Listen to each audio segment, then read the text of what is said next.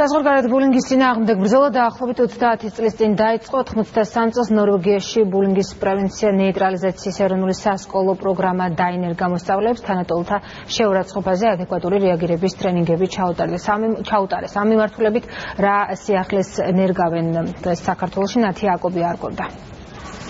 პარტნიორ ქვეყნებში ბულინგის, ანუ თანატოლებს შორის სკოლაში ჩაგვრის სხვადასხვა ფორმის შემცირების კამპანიას განათლების სამინისტრო და სკოლები არ უერთდებიან. კერძო სკოლა ქორალი გამონაკლისია. არაძალადობრივი კომუნიკაციის ინსტიტუტსა და ფონდ ღია საზოგადოება საქართველოს მიერ დაგეგმილ პროგრამაში მხოლოდ 2 სკოლა მონაწილეობს.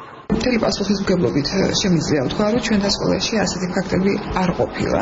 მაგრამ ზოგადად პროექტი საინტერესო არის, იმიტომ რომ პრობლემა აქტუალური არის და ეს პრობლემა ეხება საზოგადოებას. პროექტის ავტორებმა დღეს საზოგადოებას ბულინგთან ბრძოლის გეგმა წარუდგინეს. თქვეს, რომ პრობლემა ქართული რეალობისთვის უცხო არ არის და მას შესაბამისი რეაგირება სჭირდება. ძალიან ბევრი მოზარდი ხდება ბულინგის ქვეყნ იმის გამო, ეს არის განსხვავებული სხვებისგან, სხვადასხვა ნიშნით. ეს არის რაც წინ უძღვოდა ეს ყველაფერი იმას, რომ ჩვენ პრობლემა რეალურად დაგვენახა და შემდეგ დაგვეწყო კონკრეტულად მოქმედება. ორგანიზაციები განათლების სამინისტროსთან რამდენიმე თვიან უშედეგო მოლაპარაკებებზე საუბრობენ, მაგრამ ფაქტს უწყებაში ვერ იხსენებენ. განათლების მინისტრის მოადგილე სამინისტროს მიერ უკვე განხორციელებულ პროექტებზე მიანიშნებს. ამ მიმართულებით ხორციელდება უამრავი პროგრამა, რომლის ორგანიზატორი შეიძლება იყოს თვითონ სამინისტრო.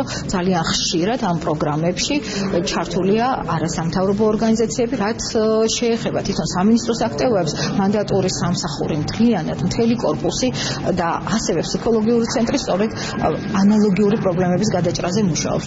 ქცევა, რომელსაც ხშირად პედაგოგები და მშობლები უმნიშვნელო ბავშვურ გართობას უწოდებენ. ჩაგვრის მსხვერპლის, მჩაგვრელის და ინციდენტის შემსწრე ბავშვების ფსიქიკის დაზიანებას იწვევს. ეს ფსიქოლოგების დასკვნაა. ჩვენ საუბრობთ სუიციდის პრევენციაზე მოზარდებში და ასევე სხვადასხვა ტიპის პრობლემების მანიფესტირების, ასე ვთქვათ, პრევენციაზე.